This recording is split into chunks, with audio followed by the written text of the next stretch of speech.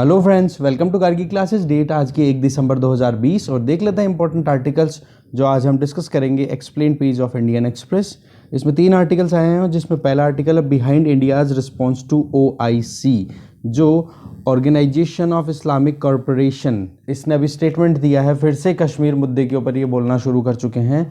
तो इंडिया ने जो रिस्पॉन्स दिया है उसके पीछे क्या पूरी कैलकुलेशन है, क्या टाइमलाइन रही है अभी तक, क्योंकि कश्मीर मुद्दे पर लगातार पाकिस्तान इस मुस्लिम डोमिनेटेड जो ये ऑर्गेनाइजेशन है इसका यूज़ करता रहता है। पाकिस्तान हमेशा से इंडिया को की इमेज को धूमिल करने के लिए। तो अभी इंडिया का जो स्टैंड है उसके पीछे पूरा जो प्रोसीजर है, पूरा जो प्रोविज़न है वो हम जानने की कोशिश करेंगे। इस वाले आर्टिकल में देखोगे कि हैदराबाद का नया नाम करने की वहाँ पर बात की जा रही है। बीजेपी के जो लीडर्स गए हुए हैं वहाँ पर, तो इसमें पॉलिटिक्स ज़्यादा है, फैक्ट्स कम है, काम का नहीं है ये आर्टिकल। इसी तरीके से आप देखोगे अन्नपूर्णा आइडल अभी रिसेंटली कनाडा से वापस लाया गया है, वाराणसी से। तो बताया जा रहा है कि पहले तो वाराणसी में ही था, फिर यहाँ से चुराया गया, स्मगलिंग हो गई इसकी, कनाडा पहुँच गया। अब फिर से जब पता पड़ा कि कनाडा में हमारी ये जो अन्नपूर्णा माता है, गॉडेस ऑफ फूड, इनकी जो मूर्ति है इसको वापस लाया गया है। तो वो चीज़ें हमारे इतने काम की है नहीं। एक बार आप देखना चाहो तो देख सकते हो दोनों आर्टिकल्स को, इसको दोनों पॉलिटिक्स या फिर इररेलेवेंट ज़्यादा हैं। ठीक है, रेलेवेंट जो है वो ये एक है, पूरा मुद्दा समझेंगे क्या है पूरा OIC के साथ में इंडिया का रिलेशन। ठीक है, तो चलिए स्टार्ट करते हैं। अभी संडे को इंडिया ने हिट किया है एक स्टेटमेंट को जो कि ऑर्गेनाइजेशन ऑफ इस्लामिक कॉरपोरेशन के द्वारा दिया गया था, और उसमें आप देखोगे एक इनकरेक्ट वे में इंडिया ने बिल्कुल ये कहा है कि बोले कि फैक्चुअली इनकरेक्ट वे में ये जो जम्मू कश्मीर के मुद्दे को बार बार उठा करके लाया जाता है ये बहुत ही गलत है। ये 47वां सेशन था OIC काउंसिल का जिसमें फॉरेन मिनिस्टर्स पार्टिसिपेट करते हैं, नवंबर 27 से 29 को नियामी नाइजर में। तो आप देखोगे इसमें जम्मू एंड कश्मीर को लेकर के जो इंडिया की पॉलिसीज़ हैं उनको लेकर के क्रिटिसाइज करने वाले स्टेटमेंट्स थे, तो इंडिया ने बिल्कुल डिस्कार्ड कर दिया। इंडिया ने स्टेटमेंट में कहा है कि OIC अपने आप को इस मुद्दे से दूर रखे और फ्यूचर में इस तरीके के रेफरेंसेस ना रखे कि हाँ भाई इंडिया में क्या प्रॉब्लम है, ये कश्मीर जो है वो इंटरनल मुद्दा है भाई हमारा, ये चीज़ कहा गया। और यही चीज़ हमें ध्यान रखनी है, कश्मीर जो है जम्मू एंड कश्मीर ये इंडिया का इंटीग्रेटेड पार्ट है और इसमें कुछ भी होता है तो वो इंटरनल पार्ट है, इंटीग्रल पार्ट है इंडिया का, कोई भी अलग से कुछ नहीं है किसी भी दूसरे देश का, क्योंकि इंडिया एक सॉवरन कंट्री है, किसी और दूसरे की परमिशन की ज़रूरत यहाँ पे नहीं है। और साथ में ये कहा कि इस ग्रुप ने जो कुछ भी कहा दैट इज़ वेरी रिग्रेटेबल, और इस तरीके से कुछ कंट्रीज़ के कहने पर अगर OIC जैसे बड़े ऑर्गेनाइजेशन चलते रहेंगे तो फिर कोई मतलब वाली बात रह नहीं जाती है, और वो भी वो कंट्रीज़ जिनका खुद का रिलीजियस टॉलरेंस के पर्सपेक्टिव में बहुत ही घटिया आप कह सकते हो परफॉर्मेंस देखी जा सकती है। रिलीजियस टॉलरेंस पाकिस्तान की बात कर रहे हैं, ठीक है, रेडिकलाइजेशन वहाँ पर बहुत ज़्यादा है, इवन माइनॉरिटीज़ को परसिक्यूट करने की बात की जाती है। ठीक है, कहने का मतलब यहाँ पर यह है इंडिया ने एक ही चीज़ कही कि भाई हमारा इंटरनल मैटर है, आप इसके ऊपर ज़्यादा दिमाग मत लगाओ किसी एक देश के कहने पर। अब बात आ जाती है OIC है क्या। देखो फॉर्मली OIC की फुल फॉर्म हुआ करती थी ऑर्गेनाइजेशन ऑफ इस्लामिक कॉन्फ्रेंस, फिर उसके बाद में आप देखोगे कि वर्ल्ड का ये second largest inter governmental organisation है UN के बाद में, जिसकी टोटल मेंबरशिप कितनी है 57। OIC की अगर बात करें तो इसका ऑब्जेक्टिव स्टेटमेंट क्या है, यहाँ पे आप देख सकते हो मुस्लिम वर्ल्ड की बात करते हैं ये, to safeguard and protect the interests of Muslim world in the spirit of promoting international peace and harmony among various people of the world. ठीक है, मुस्लिम वर्ल्ड के बारे में ज़्यादा और फिर बाद में सभी लोगों के साथ में हार्मनी स्टैब्लिश करना, ये है OIC का ऑब्जेक्टिव स्टेटमेंट। OIC की बात अगर करें तो यहाँ पर मुस्लिम डोमिनेटेड जो कंट्रीज़ हैं मेजरली वही पार्टिसिपेट करते हैं, वही मेंबरशिप है। इसके अलावा रशिया, थाईलैंड और कुछ और छोटे कंट्रीज़ हैं उनको ऑब्जर्वर का स्टेटस मिला हुआ है। इंडिया में पॉपुलेशन अच्छी खासी है, वर्ल्ड की टोटल मोमडन पॉपुलेशन की अगर देखें तो ऑलमोस्ट 10% इंडिया में रहती है, उसके बावजूद भी इंडिया को यहाँ पर मेंबरशिप नहीं दी गई है। अब बात आ जाती है कि what is India's relationship with OIC as an organisation. OIC के साथ में इंडिया के कैसे रिलेशनशिप है। देखो 45वां सेशन जब हुआ था तो हमारे फॉरेन मिनिस्टर समिट हुई थी 2018 में, हमारे नहीं सॉरी 45वां सेशन जो था फॉरेन मिनिस्टर समिट का 2018 में, वो होस्ट किया गया था बांग्लादेश के द्वारा। और बांग्लादेश ने सजेस्ट किया कि भाई इंडिया में भी 10% से ज़्यादा लगभग पॉपुलेशन रहती है, मुस्लिम पॉपुलेशन रहती है, तो क्यों ना हमें उन्हें भी एक ऑब्जर्वर का स्टेटस दे देना चाहिए। और फिर इस प्रपोजल को पाकिस्तान ने अपोज कर दिया कि बोला नहीं, इंडिया को मेंबरशिप या कोई भी तरीके का स्टेटस नहीं दिया जाना चाहिए। 1969 से आप देखोगे इंडिया को डिसइनवाइट करना शुरू कर दिया था। पहले इनविटेशन हुआ करता था, पार्टिसिपेशन था थोड़ा बहुत, बट 1969 के बाद में इंडिया ने पार्टिसिपेट करना बंद कर दिया या फिर इन कंट्रीज़ ने मना कर दिया। तो कॉन्फ्रेंस हुआ करती थी इस्लामिक कंट्रीज़ की, उसका एक सेशन हुआ रबत मोरक्को में।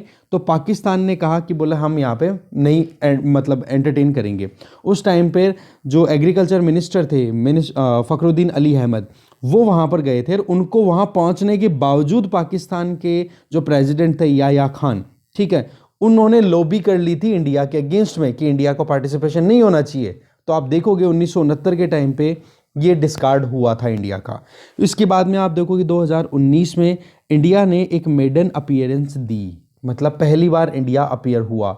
OIC फॉरेन मिनिस्टर्स की मीटिंग हुई और गेस्ट ऑफ ऑनर के तौर पे external affair minister Sushma Swaraj को वहाँ पे जाना हुआ उनका, और उन्होंने एक इनॉग्रल एड्रेस भी दिया अबू धाबी में मार्च 1 को 2019 को। और उनको इनवाइट किया गया था शेख अब्दुल्ला बिन जायद अल नायान, मतलब UAE के जो फॉरेन मिनिस्टर हैं उनके द्वारा इनवाइट किया गया था।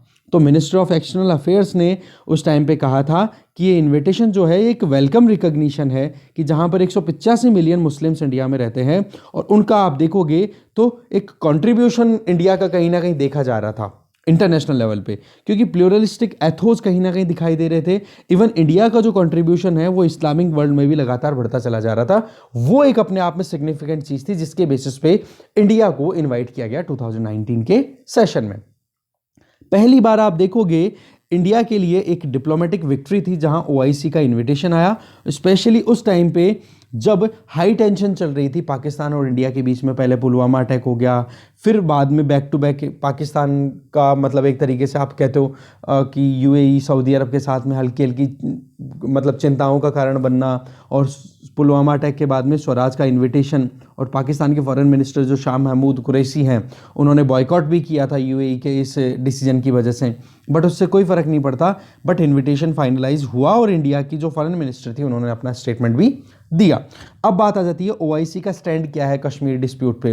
तो इसमें देखो दोगली बातें आती हैं, ठीक है, क्योंकि कहीं ना कहीं इसमें आप लास्ट में जाकर के एक क्लैरिटी आ जाएगी कि अभी OIC का जो स्टेटमेंट आया है कश्मीर मुद्दे को लेकर के कि भाई आर्टिकल 370 को रीएक्टिवेट करो, ख़त्म मत करो उसको, ठीक है, तो उसकी क्या सिग्निफिकेंस है वो हम जानेंगे, यहाँ लास्ट में आते आते आपको क्लियर हो जाएगा। बट फिलहाल है कि कश्मीर मुद्दे पर OIC का अभी तक क्या रहा हुआ है। देखो जनरली पाकिस्तान को जो सपोर्ट करते हैं कश्मीर मुद्दे पे वो इस तरीके के स्टेटमेंट इशू करते रहते हैं कि इंडिया जो है एलिजिडली, ठीक है, कथित तौर पर बहुत ज़्यादा एट्रोसिटीज़ करता है स्टेट या फिर जिसको यूनियन टेरिटरी अभी हम बोलते हैं, union territory of Jammu Kashmir, वहाँ के लोगों पर। तो इस स्टेट को आप देखोगे पिछले 3 दशकों से लगातार इसी तरीके से आता रहता है, एक एनुअल रिचुअल सा बन गया है, जैसे हमारे त्यौहार आता है ना उस तरीके से। तो इंडिया के लिए कोई ज़्यादा सिग्निफिकेंट चीज़ है नहीं रही। सही में पिछले साल आर्टिकल 370 को हमने रिवोक कर लिया, तो पाकिस्तान ने लॉबी करना शुरू कर दी थी OIC को कि कैसे भी करके कंडेमनेशन किया जाए, मतलब निंदा करवाई जाए इंडिया की इंटरनेशनल प्लेटफॉर्म पे। बट आप देखोगे सऊदी अरब और UAE दोनों बहुत इंपॉर्टेंट लीडर्स हैं मुस्लिम कंट्रीज़ की अगर बात की जाए, तो उन्होंने स्टेटमेंट में केवल न्यूएंस, मतलब मालूम सूक्ष्म, न्यूएंस का मतलब होता है मामूली सा स्टेटमेंट दिया कि ज़्यादा हार्शली उन्होंने ज़्यादा अटैक नहीं किया। कहने का मतलब आप देखोगे इस्लामाबाद ने एक्सपेक्ट तो क्या किया था कि भाई सऊदी अरब और UAE बहुत ज़बरदस्त तरीके से लड़ाड़ेंगे इंडिया को, बट हुआ क्या, कुछ भी नहीं। उन्होंने बहुत ही माइक्रो लेवल पे कह सकते हैं कि हाँ एक छोटा सा स्टेटमेंट दे दिया कि इंडिया को ध्यान रखना चाहिए वहाँ पर लोगों का। तो इससे पाकिस्तान की जो खुद की एक्सपेक्टेशन थी उन पे घात पहुंची।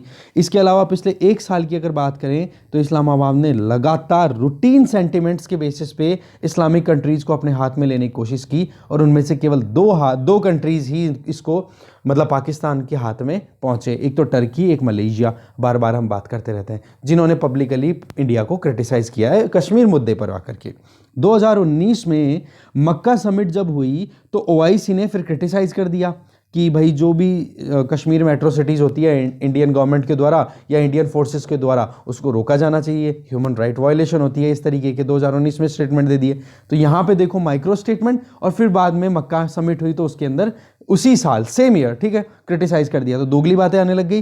फिर 2018 की अगर बात करें तो ओआईसी जनरल सेक्रेटरीट ने अपना एक्सप्रेशन दिया कि वो कश्मीर मुद्दे पर जो भी इंडियन फोर्सेज वहाँ पर लोकेटेड है वो इनोसेंट लोगों को बहुत ज़्यादा परेशान करते हैं, एट्रोसिटीज़ करते हैं, और इंडिया को, ये जो हमारा जो कश्मीर है इसके लिए क्या बोल दिया, इंडिया ऑक्यूपाइड कश्मीर, वहाँ पर बहुत ज़्यादा एट्रोसिटीज़ करते हैं।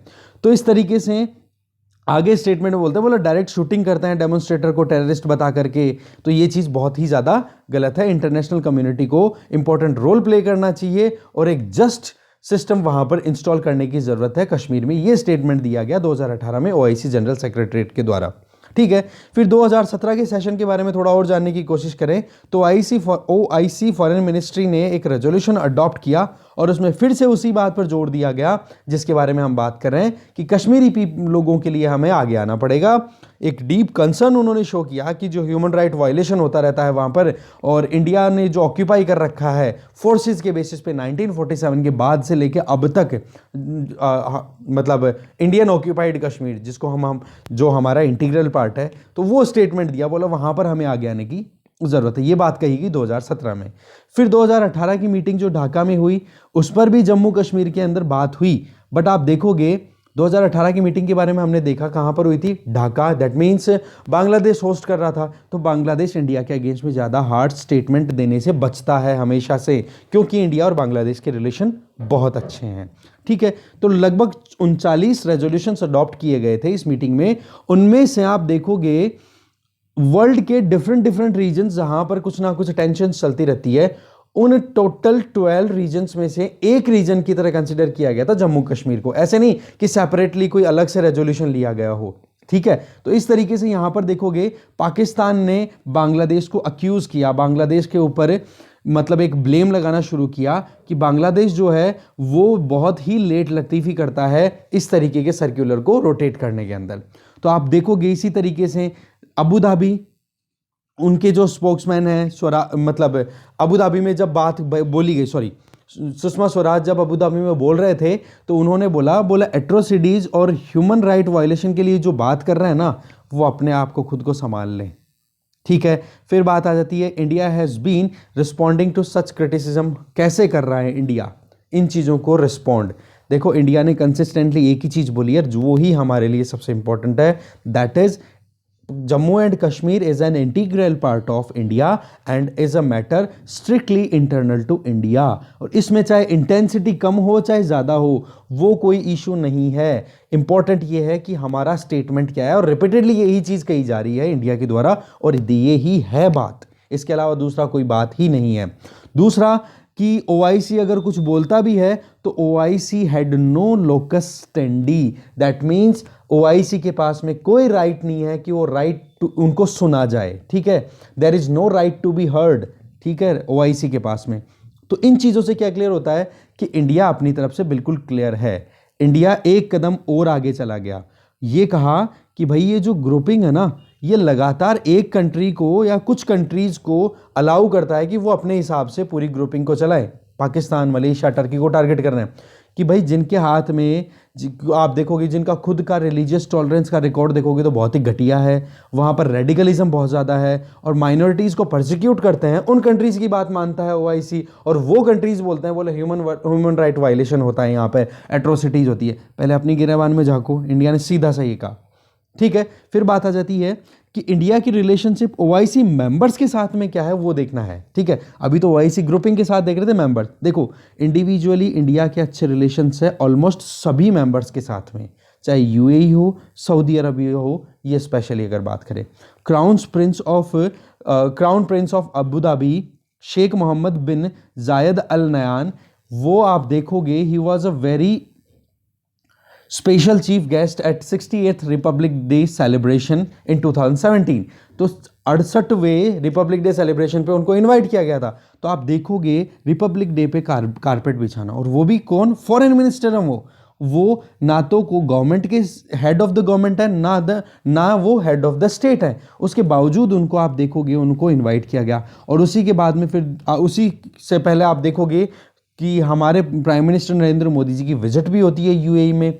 इसी तरीके से आप देखोगे सुषमा स्वराज जी जो हमारी फॉरेन मिनिस्टर थी, उनको 2019 में इनवाइट किया गया। और सऊदी अरब क्राउन प्रिंस जो हैं मोहम्मद बिन सलमान, वो भी इंडिया आते हैं और कहते हैं कि इंडिया के साथ में हमारे क्या है, एक फ्रेंडली रिलेशन है, जो कि यूएई भी असर्ट करता रहता है। तो फ्रेंडली कंट्री कंसीडर किए जाते हैं और ये दोनों कंट्रीज बहुत इंपॉर्टेंट रोल प्ले करते हैं। और आप देख सकते हो अभी करंटली अगर आप देखोगे तो पाकिस्तान के साथ में यूएई सऊदी अरब के इतने अच्छे रिश्ते नहीं है जितने इंडिया के हैं। जैसे कि हमने आज सुबह ही एक आर्टिकल डिस्कस किया था सी राजा मोहन जी का, कि किस तरीके से ईरान में किलिंग हुई और उसके बाद में अभी क्या मतलब नए नॉर्मल्स बन रहे हैं, मिडिल ईस्ट की बात करें या फिर वेस्टर्न एशिया की बात करें।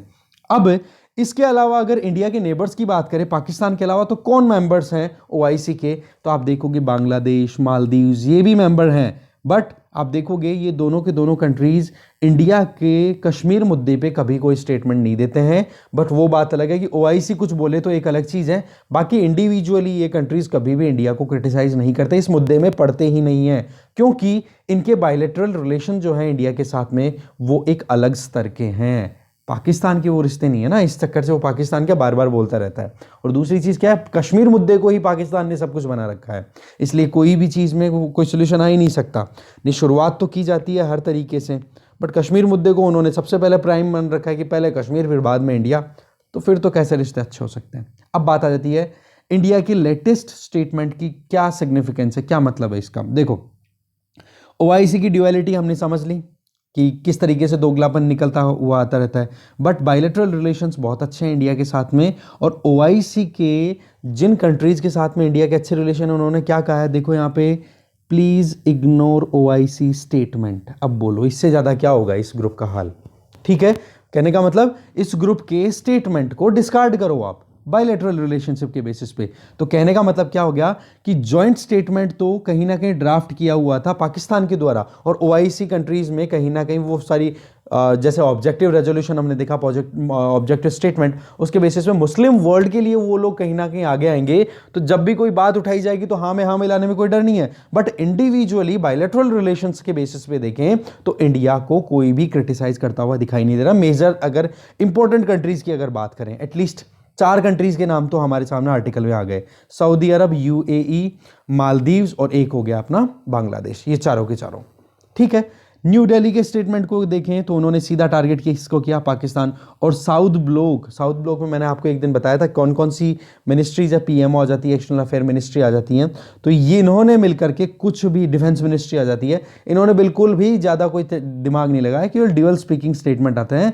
पाकिस्तान का कैंपेन है कश्मीर इशू को करेंसी दिलाना और उसमें लगातार इंटरनेशनल कम्युनिटी का अपनी तरफ सिंपैथी गेन करना और इंडिया की इमेज को धूमिल करना।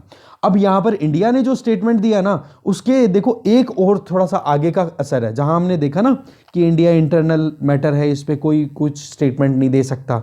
ठीक है, और पाकिस्तान जो कहता है वो कुछ देश करवा, मतलब कुछ पाकिस्तान, टर्की या फिर मलेशिया जैसे कंट्रीज कुछ भी करवाते हैं तो आप बड़े बड़े ऑर्गेनाइजेशन ऐसे स्टेटमेंट्स देते हैं। उसका एक असर यह आएगा कि अब जो बाइडेन है ना, वो जैसे ही प्रेसिडेंटशिप मतलब प्रेसिडेंट बनते हैं यूएसए के, तो वो कहीं ना कहीं कश्मीर इशू को एक तरीके से कहते हैं ना अपने खुद के लेंसेज से देखना शुरू कर देंगे। ग्लोबल स्टेज पे इंडिया की इमेज क्या रहती है क्या नहीं रहती है, उसके अंदर कॉम्प्लिकेशन ज़्यादा ना आए, इसलिए इंडिया ने असर्टिवली पहले ही बोल दिया कि इंडिया जो है वो कश्मीर जो है वो इंडिया का इंटीग्रल पार्ट है, इसको इंटरनेशनलाइज करने की कोई ज़रूरत नहीं है। समझ गए। इसी तरीके से आप देख सकते हो दिल्ली, मतलब India United nation security council का नॉन परमानेंट मेंबरशिप ले लेगा और आने वाले 2 साल तक अपने डिप्लोमेटिक अप्रोचेज के बेसिस पे गुडविल क्रिएट करना चाहता है। और ये जो ग्लोबल बॉडीज में जो इशू चलता रहता है ना कश्मीर वाला, इसको बरी करना है, कैसे भी करके गाड़ना है। और पाकिस्तान स्पॉन्सर्ड जो क्रॉस टेररिज्म होता है, क्रॉस बॉर्डर टेररिज्म, उसको हाईलाइट करना है इंडिया को। ये अपने आप में एक अपना काम हो जाता है। तो आपको ये चीज़ क्लियर हो गई होगी, क्या मुद्दा है, कौन है, क्या सारा काम हो रहा है। ठीक है, तो इस तरीके से ये डिस्कशन यहीं खत्म होता है। Thank you very much. और अगर आप, एक रिक्वेस्ट है, अगर आप कंट्रीब्यूट करना चाहो तो आप टेलीग्राम चैनल पे आप हो ही, तो आप डोनेट करना चाहो तो डोनेट कर सकते हो, it will be voluntary. Okay, thank you very much.